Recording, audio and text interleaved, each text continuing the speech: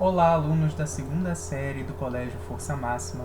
Eu sou o professor Herman, sou professor de literatura e hoje nós continuaremos o nosso percurso de aprendizagem. Bom, hoje nós falaremos um pouquinho sobre o capítulo 8. O capítulo 8 nos propõe a resolução de exercícios. Exercícios sobre Machado de Assis e Raul Pompeia. Antes de mais nada, nós precisamos relembrar, nós precisamos olhar e analisar as características dos dois autores, tá certo? Então nós faremos isso e ao finzinho, depois que nós passarmos pelas características, eu farei alguns exercícios com vocês. Por que eu não farei todos os exercícios? Porque o ideal é que vocês façam esses exercícios, tirem as... marquem, façam os exercícios e tirem as dúvidas, caso elas surjam, nas aulas ao vivo, Então, se eu ficasse aqui dando o gabarito e tal, explicando, acho que não seria tão eficiente. Então, eu farei alguns exercícios com vocês, mas o ideal é que vocês façam esses exercícios depois dessa aula, e tirem as dúvidas na aula ao vivo, tá certo? Então, vamos lá. Você se identifica mais com Machado de Assis ou com Raul Pompeia? Provavelmente, ao ver as imagens dos dois, você tenderá a responder que não se identifica com nenhum deles. Suas figuras, retratadas com o ar sério e o formalismo de então, não têm muito de sedutor a oferecer à juventude de hoje. Contudo, se as imagens podem não atrair tanto assim, a obra desses escritores é até hoje reverenciada e, certamente, já se incorporou, em termos definitivos, à história da nossa literatura. Neste capítulo, busca-se, por meio de exercícios que têm como base textos desses autores, promover a revisão de alguns conceitos apresentados anteriormente. Veja como você se sai na resolução dessas questões. Expectativas de aprendizagem. Recordar os diversos conteúdos ministrados sobre o realismo e o impressionismo na literatura. Empregar, na solução dos exercícios propostos, os conhecimentos adquiridos. Vamos começar, então? Machado de Assis. Machado de Assis é um escritor do século XIX e ele é estudado dentro do realismo, A obra de Machado de Assis é dividida em duas fases, a fase romântica e a fase realista. A fase romântica, nós temos três destaques aí, A Mão e a Luva, Yaya Garcia e Helena. É importante a gente destacar o seguinte, essa fase romântica é uma fase inicial de produção, tá certo? Além disso, embora tenha características românticas, essa fase romântica da literatura de Machado de Assis tem uma característica fundamental realista de Machado de Assis, que é o triângulo amoroso, tá? Então, é uma fase inicial, tem características românticas, mas não deixa de ter características realistas, tá certo? E nós temos a fase realista, que é a fase mais conhecida, a fase mais estudada e a fase mais cobrada nos exames vestibulares. Da fase realista, eu destaquei três obras: Dom Casmurro, Memórias Póstumas de Brás Cubas e Quincas Borba.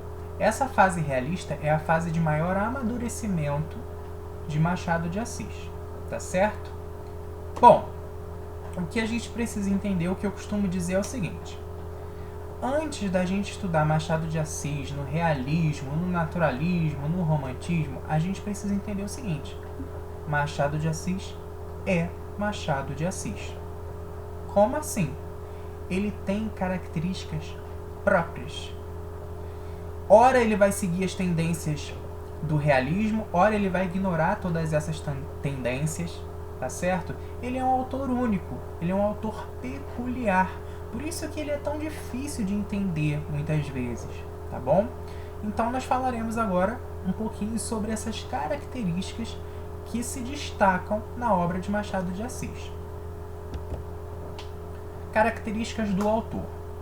Objetividade, Machado de Assis, assim como o realismo, vai optar por uma narrativa objetiva, sem a subjetividade do romantismo, tá certo? Ironia. Machado de Assis vai debochar de tudo e de todos, né? Ele vai debochar de todo mundo. Ele vai utilizar a ironia para realizar esse deboche da sociedade, né? O deboche das instituições burguesas. Ele vai sempre debochar de tudo e de todos. Outra característica é a crítica indireta a instituições burguesas. Uma crítica indireta à igreja, ao casamento, né, à sociedade como um todo, ao homem como um todo. Né? Machado de Assis fala sobre o adultério, fala sobre a ganância, sobre a ambição, sobre os casamentos por interesse, tá bom? Então, uma crítica indireta a instituições burguesas.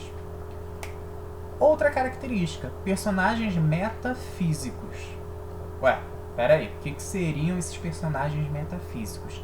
Personagens metafísicos são aqueles que não estão mais no plano físico, né? Carne e osso, eles estão além desse plano físico, né?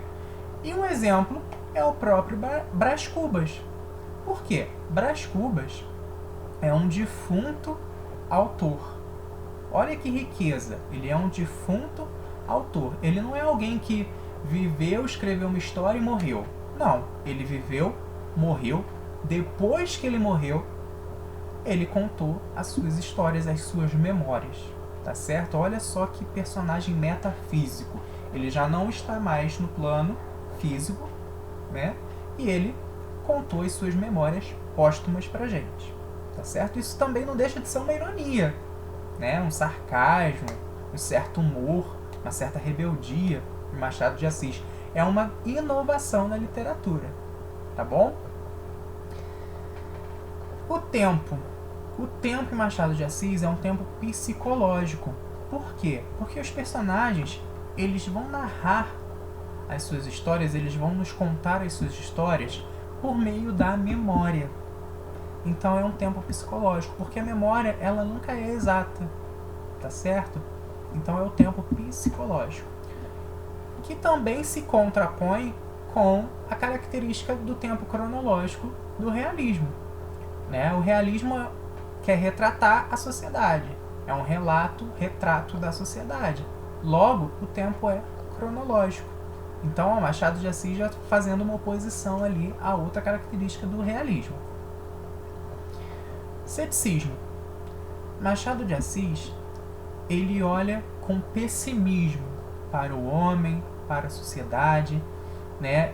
Machado de Assis vai dizer que o homem é injusto, que o homem é ambicioso, que a sociedade é interesseira. Só que para Machado de Assis isso não vai mudar. Ele não vê uma possibilidade de melhora, né? Isso é ser cético, isso é ser incrédulo perante alguma situação. E Machado de Assis acredita nisso, que o homem é ruim, a sociedade é ruim, e ambas serão ruins eternamente. Capítulos curtos. Machado de Assis traz pra gente capítulos curtos, que é uma inovação. Não era uma característica comum capítulos curtos nos romances, tá certo? E ele traz, por exemplo, Dom Casmurro tem mais de 100 capítulos. Memórias Póstumas, mais de 100 capítulos, né? Só que são capítulos curtinhos, tá bom? Outra característica, uma das mais importantes, é o diálogo com o leitor. O tempo todo da narrativa de Machado de Assis, ele conversa com o leitor. E ele utiliza verbos no imperativo, ele utiliza caro leitor, o vocativo, né? Caro leitor, amiga leitora, tá certo? Então ele sempre vai conversar com o leitor. Sempre há um diálogo com o leitor na obra de Machado de Assis. A norma culta, Machado de Assis não desvia das regras gramaticais e sempre opta pela norma culta, seguindo ali à risca a gramática. O dinheiro. Machado de Assis vai apresentar o dinheiro como um instrumento de dominação e poder, né? E aí a sociedade, as relações sociais ocorrerão em virtude desse dinheiro, desse instrumento de dominação e poder, ou seja, ocorrerão não por amor, não por amizade, não por lealdade, e sim por interesse, tá bom? Outra característica é a narrativa em primeira pessoa. Por quê? Aí é mais uma oposição à característica do realismo. O realismo busca o quê? Um relato, um retrato da sociedade, de forma imparcial. Para ser de forma imparcial, ele prefere a narrativa em terceira pessoa, né? Machado de Assis faz o contrário. Ele é parcial, ele traz a narrativa em primeira pessoa, certo?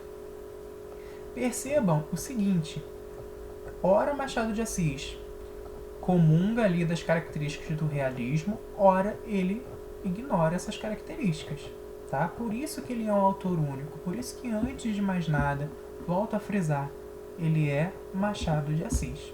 Independente de escola literária, independente de vertente romântica, naturalista, enfim, Machado de Assis é um autor único, beleza?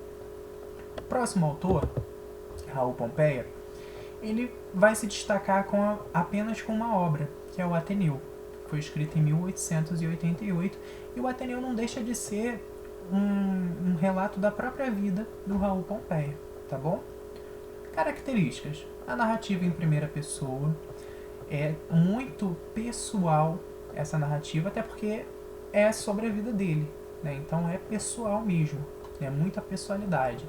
Tom memorialista, ele vai contar, a narrativa discorre sobre as memórias do Sérgio, né, que é o personagem narrador ali da obra. Descrição: nós temos a descrição frequente, né, a descrição exaustiva até. Por quê? Porque o objetivo é fazer com que nós, leitores, visualizemos a cena, né, que nós consigamos visualizar a cena que ele está descrevendo, o acontecimento ali que ele está narrando, beleza?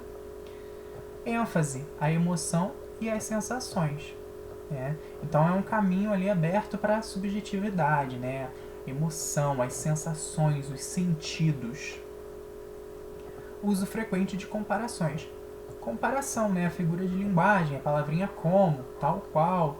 Isso tudo para nos remeter à cena, para que nós consigamos ver, para que nós consigamos vivenciar aquilo que o Raul Pompeia está escrevendo. Beleza, pessoal? Esses são os nossos dois autores. Machado de Assis, do realismo, Raul Pompeia, do impressionismo, tá? E agora nós faremos alguns exercícios. Vamos lá. Exercícios conceituais, né? Texto para as questões de 1 a 3, capítulo 9, transição.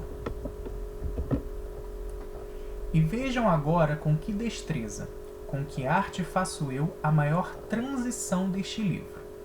Vejam, o meu delírio começou em presença de Virgília. Virgília foi o meu grão pecado da juventude. Não há juventude sem meninice. Meninice supõe nascimento, e eis aqui como chegamos nós, sem esforço, no dia 20 de outubro de 1805, em que nasci. Viram?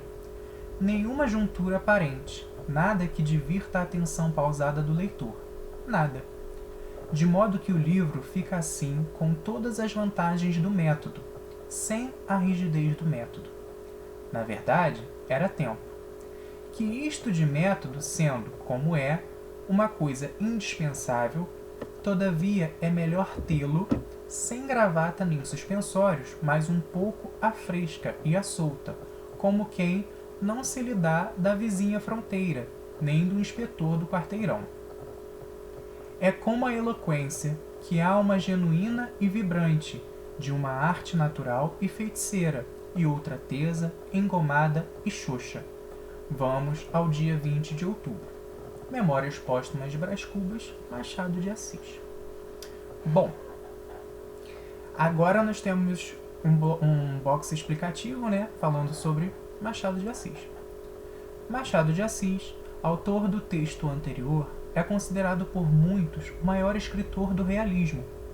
Sua obra caracteriza-se pela crítica velada, pela ironia e pelo ceticismo em relação ao homem, com sua aparência ocultando sua verdadeira personalidade. O amor, na obra machadiana, não passa de interesse. O casamento é totalmente instável, dando margem ao adultério. O dinheiro é sempre o instrumento burguês de domínio, atitude que metaforiza a lei da seleção natural de Darwin. Com frequência, o autor vale-se do determinismo hereditário para construir personagens ambíguos, como Ezequiel, o filho de Bentinho e Capitu. Machado também mergulha no ego do personagem para revelar a sua essência, aproximando-se da doutrina de Freud. Número 1. No fragmento de Machado de Assis, percebemos que o narrador fala sobre o próprio livro que está criando. Assim, levando em conta as funções da linguagem, determine a predominância de uma delas no texto. Pessoal, essa primeira questão, o próprio enunciado já nos dá a resposta. Preste atenção. No fragmento de Machado de Assis, percebemos que o narrador fala sobre o próprio livro que está criando. Fala sobre o próprio livro que está criando. Assim, levando em conta as funções da linguagem, determine a predominância de uma delas no texto. Óbvio, se ele fala sobre o próprio livro, é o código falando sobre o próprio código, não é isso? Logo, a função da linguagem é a função metalinguística, né? Um exemplo de função metalinguística clássico é o dicionário, né? É a palavra sendo explicada pela própria palavra, pelo uso das próprias palavras, né? O código pelo código, função metalinguística. Beleza? Número 2. Ao longo do texto, o narrador convida o leitor a participar da narrativa, observando os fatos que conta ou vai contar. Aponte, no fragmento, as formas verbais que evidenciam esse procedimento do narrador. Bom, isso aí, essa questão traz pra gente o quê? A característica do diálogo com o leitor, né? De que forma Machado de Assis vai dialogar com o leitor? Vamos voltar no fragmento. E vejam agora com que destreza, com que arte faço eu a maior transição deste livro. Vejam, o meu delírio começou em presença de Virgília. Virgília foi o meu grão pecado da juventude. Não há juventude sem meninice. Meninice supõe nascimento. E eis aqui como chegamos nós, sem esforço, ao dia 20 de outubro de 1805, em que nasci. Viram? Parou aí. Quais são as formas verbais que Machado de Assis utiliza para dialogar com o leitor? Nós temos duas. Nós temos o vejam e o viram. Tá certo? Vejam e viram.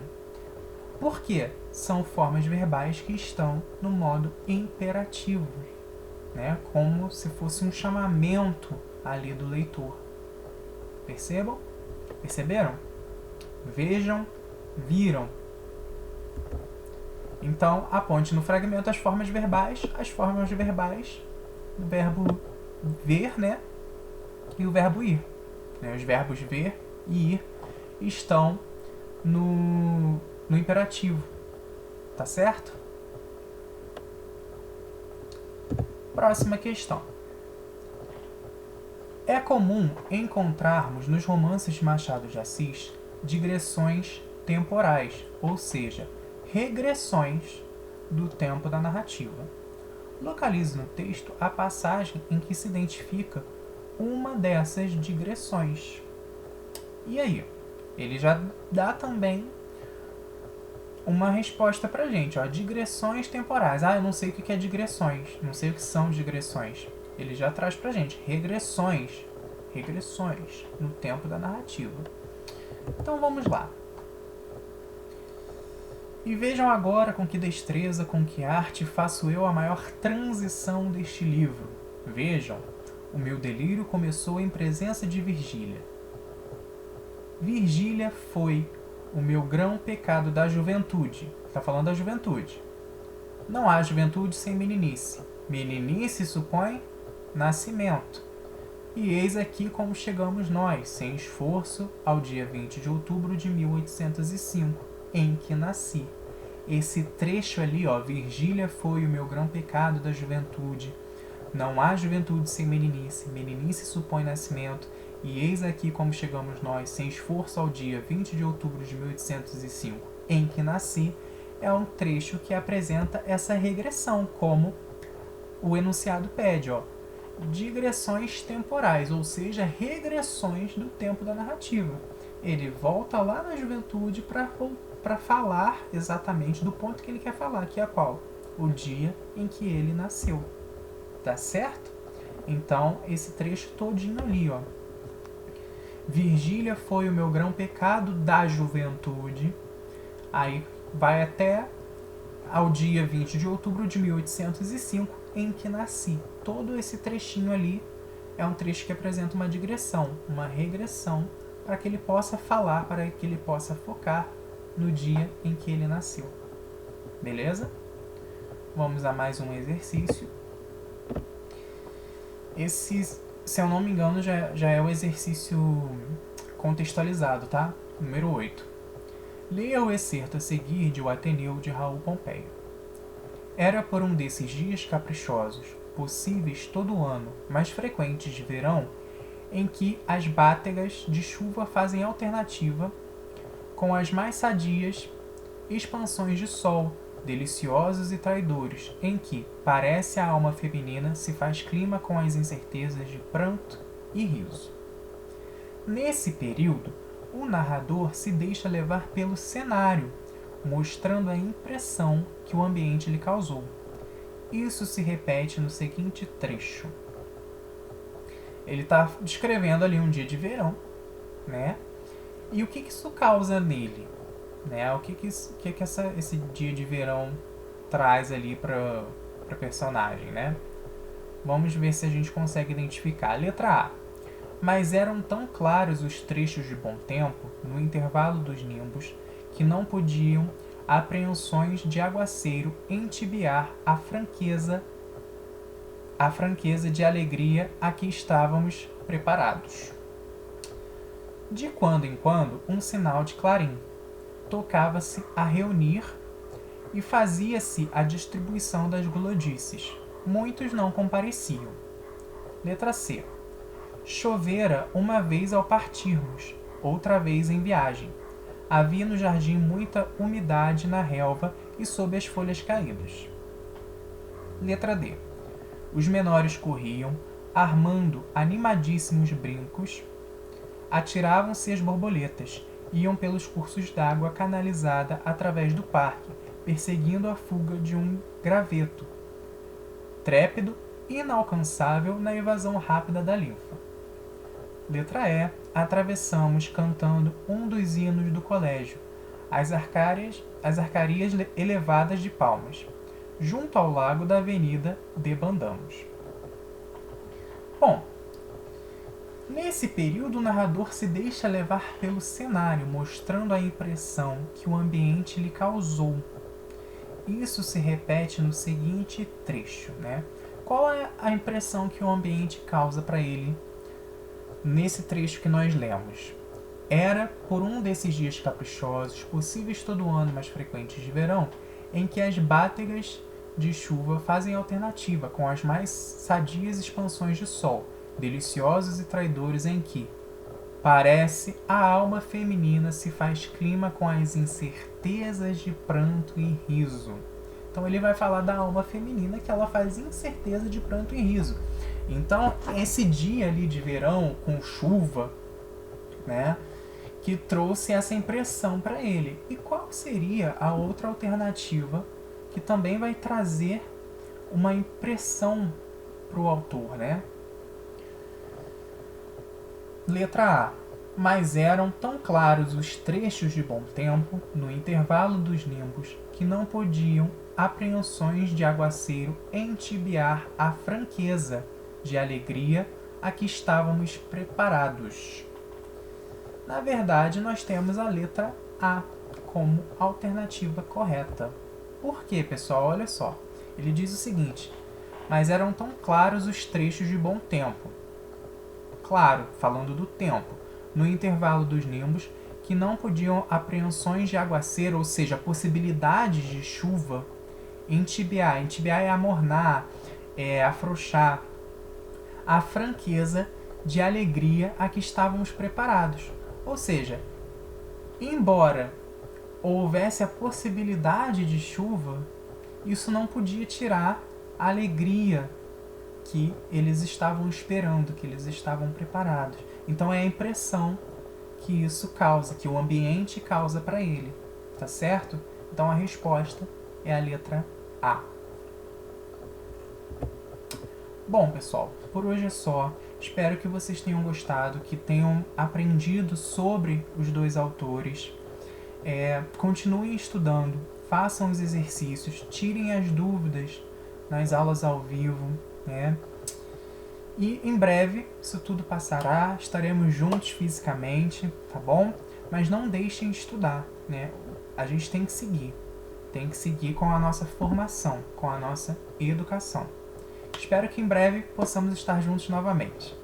Valeu, pessoal!